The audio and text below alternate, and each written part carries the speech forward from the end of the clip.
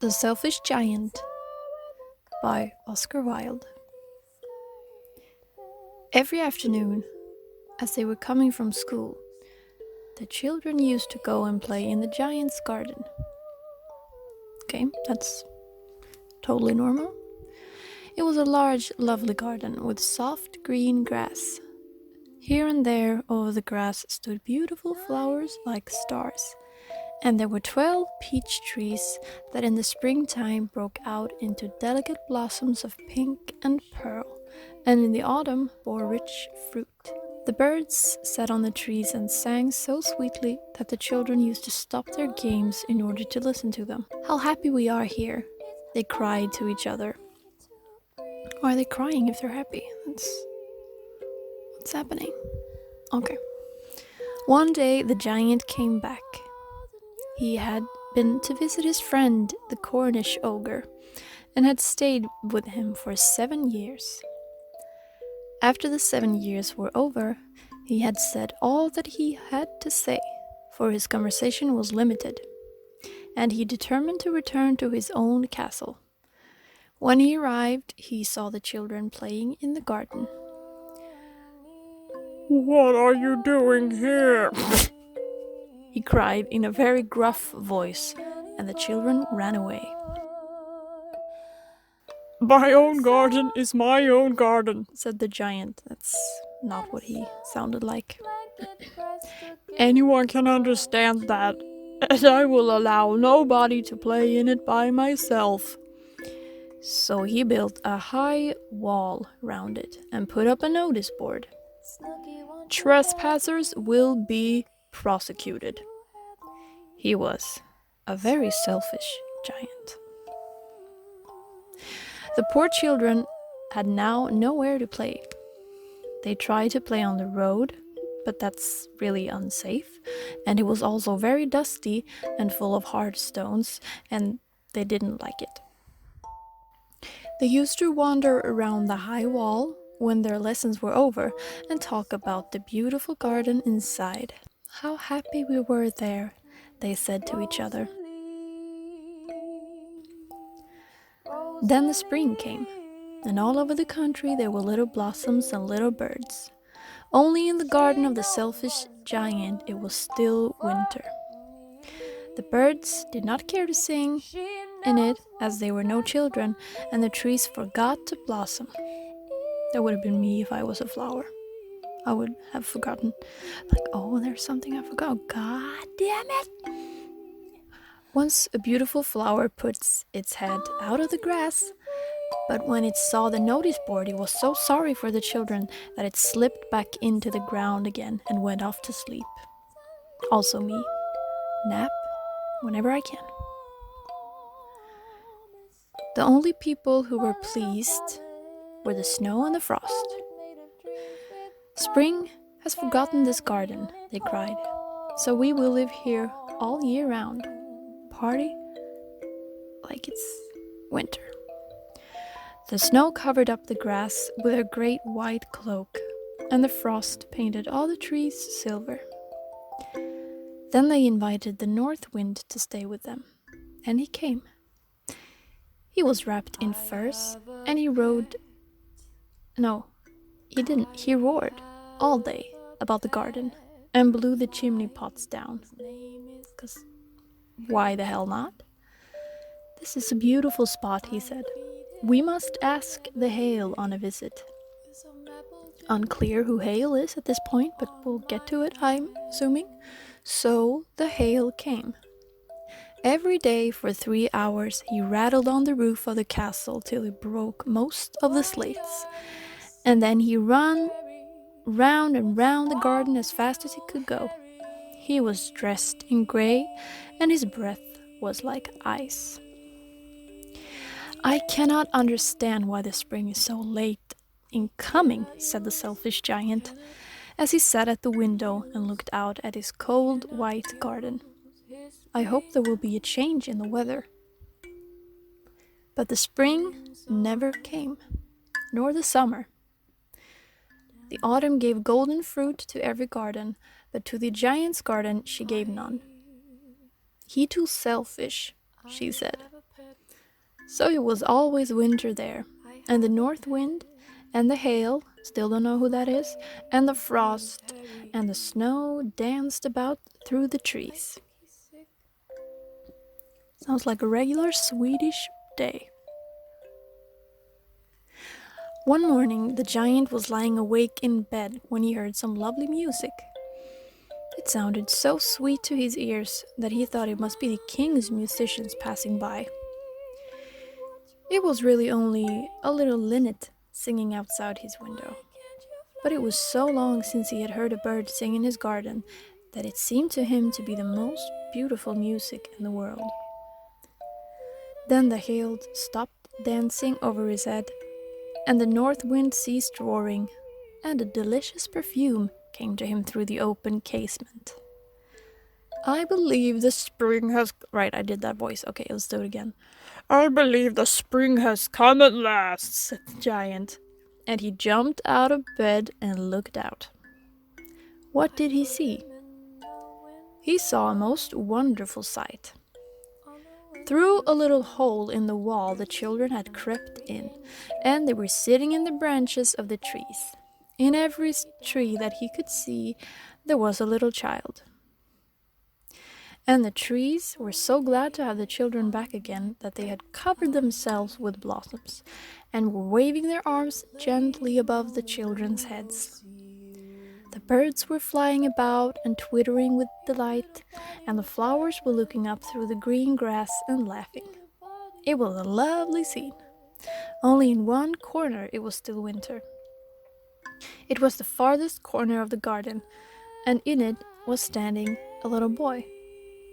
He was so small that he could not reach up to the branches of the trees, and he was wandering all around it, crying bitterly. The poor tree was still quite covered with frost and snow, and the north wind was blowing and roaring above it. "Climb up, bitch," said the little tree, and it didn't say bitch. "Climb up, little boy," said the tree, and it bent its branches down as low as it could, but the bitch was too tiny. Just kidding, the boy was too tiny. Okay. And the giant's heart melted as he looked out. How selfish I have been, he said. Now I know why the spring would not come here. I will put that poor little boy on the top of the tree, and then I will knock down the wall, and my garden shall be the children's playground forever and ever. I bet you would like that, you nasty old giant. He was really very sorry for what he had done. So he crept downstairs. Crept is the right word. He crept downstairs and opened the front door quite softly and went out into the garden. When the children saw him, they were so frightened that they all ran away, and the garden became winter again. Only the little bitch did not run, for his eyes were so full of tears that he did not see the giant coming. And the giant stole up behind him and took him gently in his hand and put him up into the tree. And the tree broke at once into blossom, and the birds came and sang on it, and the little boy stretched out his 2 arms and flung them round the giant's neck and kissed him. Bet he liked that. Nasty old giant. And the other children, when they saw that the giant was not wicked any longer, came running back, and with them came spring. "It's your garden now, little bitches," "It's your garden now, little children," said the giant, and he took a great axe and knocked down the wall. And when the people were going to market at 12 o'clock, they found the giant playing with the children in the most beautiful garden they had ever seen. All day long they played, and in the evening they came to the giant to bid him goodbye. "But where's your little bitch?" he said. "The bitch But where is your little companion?" he said. "The boy I put into the tree." The giant loved him the best because he had kissed him. I bet he did.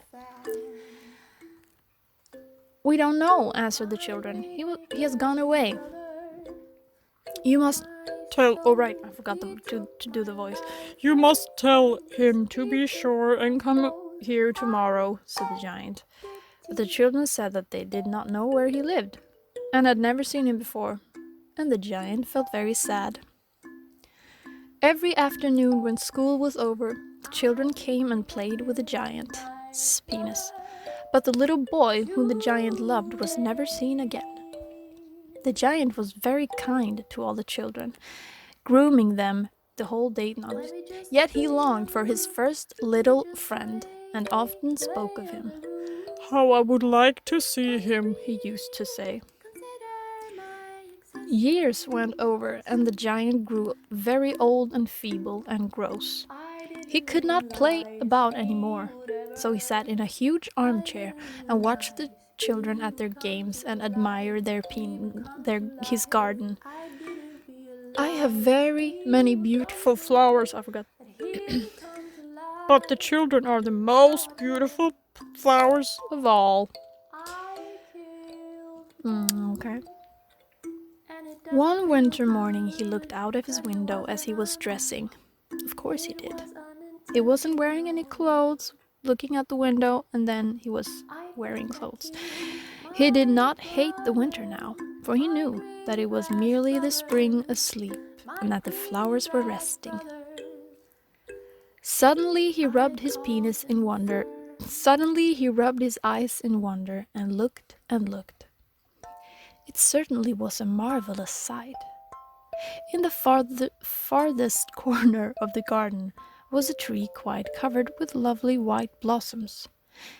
Its branches were all golden, and silver fruit hung down from them, and underneath it stood the little boy he had loved.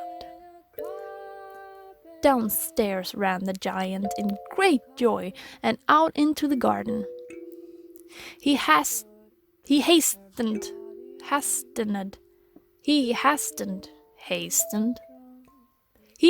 across the garden and came near to the child, and when he came quite close, his face grew red with anger.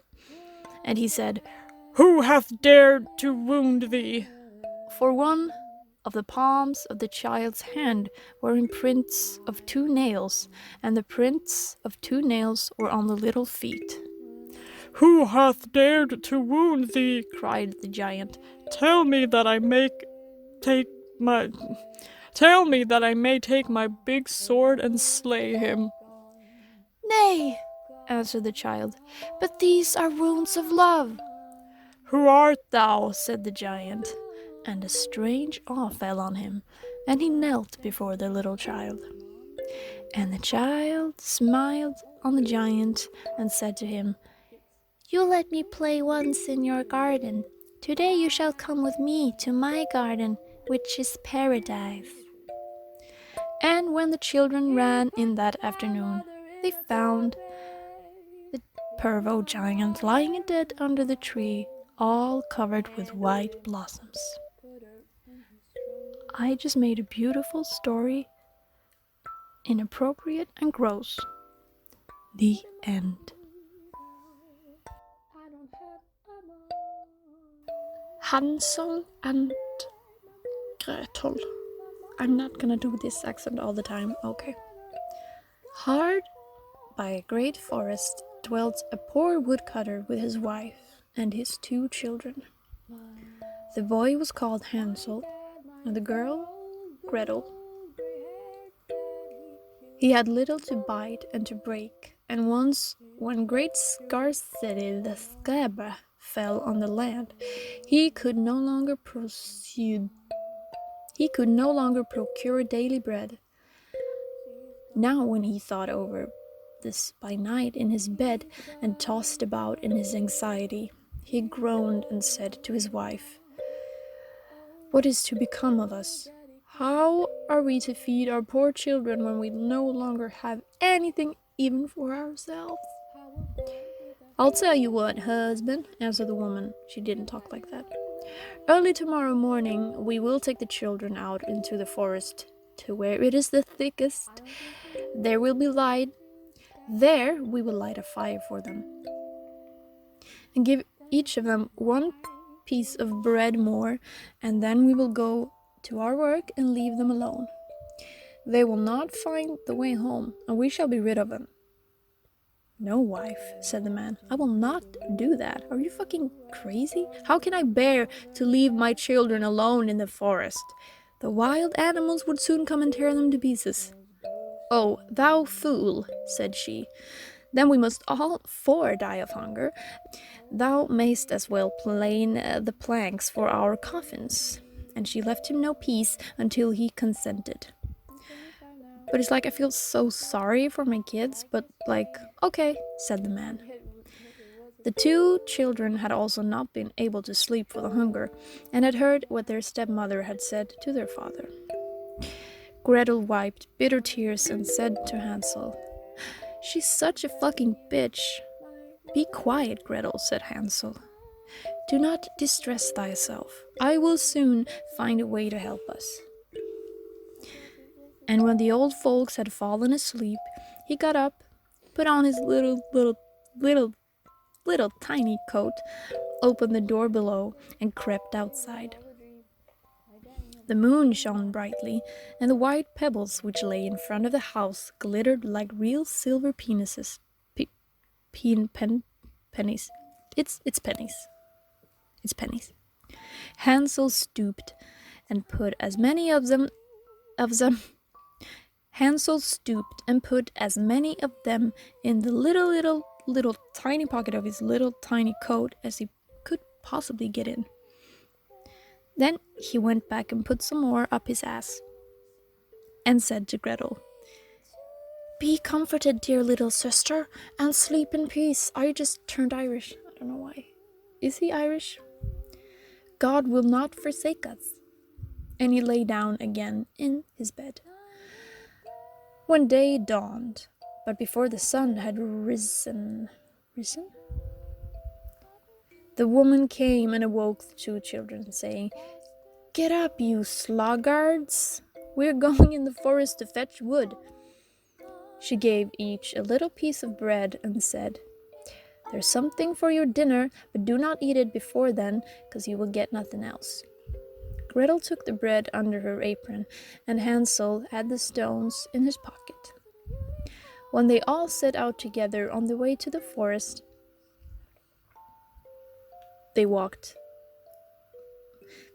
Then they all set out together on the way to the forest, and they had walked a short time. Hansel stood still and peeped back at the house, and did so again and again. His father said, "Hansel, what art thou, stupid ass, looking at there and staying behind for? Mind what thou art about, and do not forget to use thy stupid legs." "Ah, father," said Hansel, "I am looking at my little white cat which is sitting on the roof and wants to say bye to me." The wife said, "Stupid. That's not thy little cat, that's the morning sun which is shining on the chimneys." Hansel, however, had not been looking back at the cat, but had been constantly throwing one of the white pebble stones out of his pocket on the road. When they had reached the middle of the forest, the father said, "Now, kids, pile up some wood, and I will light a fire that you may not be cold." Hansel and Gretel gathered brushwood together as high as a little hill. The brushwood was lighted, and when the flames were burning very high, the woman said, "Now, kids, I'ma throw your asses on the fire." Plot twist, if she had done that. But she did not say that. We save that thing, burning alive thing, for later.